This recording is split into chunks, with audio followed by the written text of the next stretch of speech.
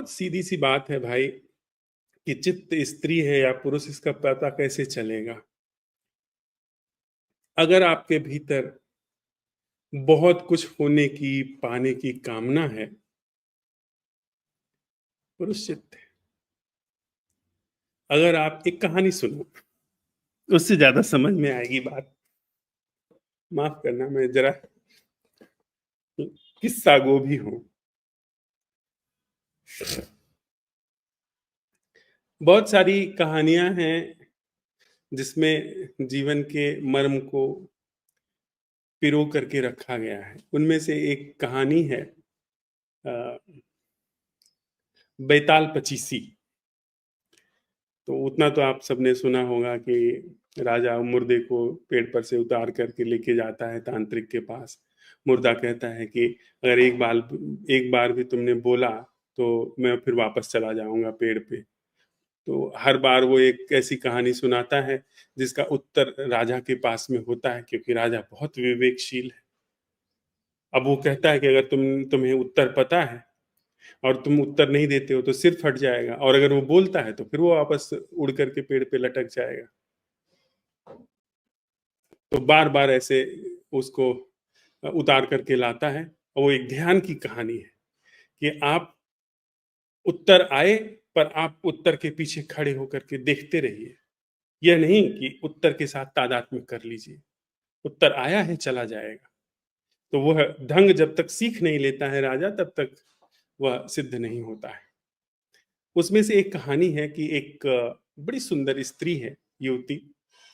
उसके 3 प्रेमी हैं, और तो तीनों एक से एक गुणवान, एक से एक प्रतिभा संपन्न।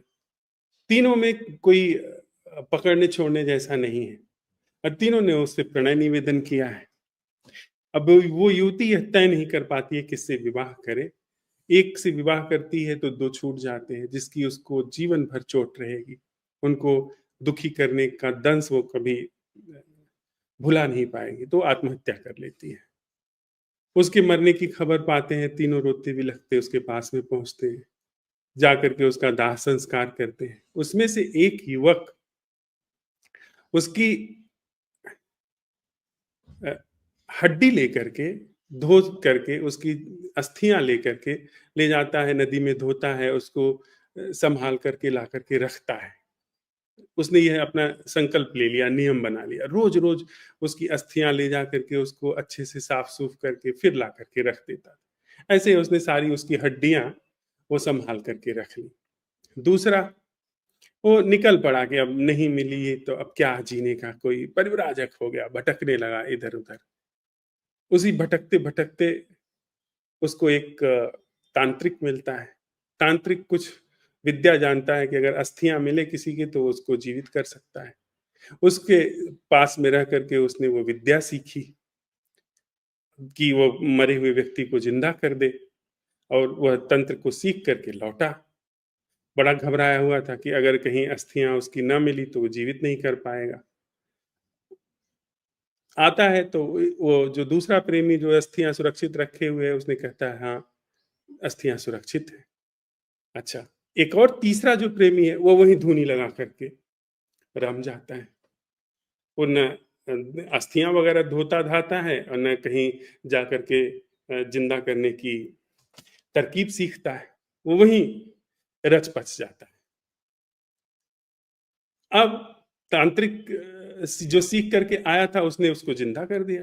वो पहले से ज्यादा सुंदर हो गई, पहले से ज्यादा गुण संपन्न हो गई। अब बड़ा झंझट हुआ कि अब वो किसकी होगी। उसने पूछा, बेताल ने राजा से, विक्रमादित्य से, कि अब आप बताइए राजन कि वह किसके द्वारा वरी जाएगी। तो राजा कहता है कि जिसने उस हड्डी को संभाल करके रखा अस्थियों को, वह तो पुत्र जैसा है, उसके ढंग है करने का, उससे विवाह नहीं हो सकता। और वह जो तंत्र की विद्या सीख करके आया, जिसने जीवित कर दिया, वह तो पिता जैसा है, उसने उसे जन्म दिया है। विवाह हो सकता है उसी से जिसने कुछ नहीं किया है, जो वही धूनी रमाए अपना पड़ा रहा उसी मसान में, उसी से विवाह हो सकता है। वही उसके प्रेमी की हैसियत रखता है। अब इसको जरा स्त्रैण और पुरुष चित्त के संदर्भ में देखिए। स्त्रैण चित्त है, वो संभाले रखा हुआ है, जैसे पुत्र ने संभाल करके रखा है, वो संभाल रहा है, रोज ले जाकर के धो रहा है, रोज ले जाकर के उसको साफ कर रहा है, उसको देख देख करके रोता है, उसके लिए बस वही हड्डी वही अस्थियां ही अब जीवन का आधार बन गई। स्त्रैण चित्त है। और वह जो निकल गया, अब वो खोज कर रहा है कि कैसे जो मर गया उसको जिंदा किया जाए। वो सब उल्टी सीधी चीजें कर रहा है, उसके जीवन का एकमात्र उद्देश्य है वह पुरुष चित्त है। और वह जो कुछ नहीं करता है वह बियॉन्ड है, वह ध्यान है।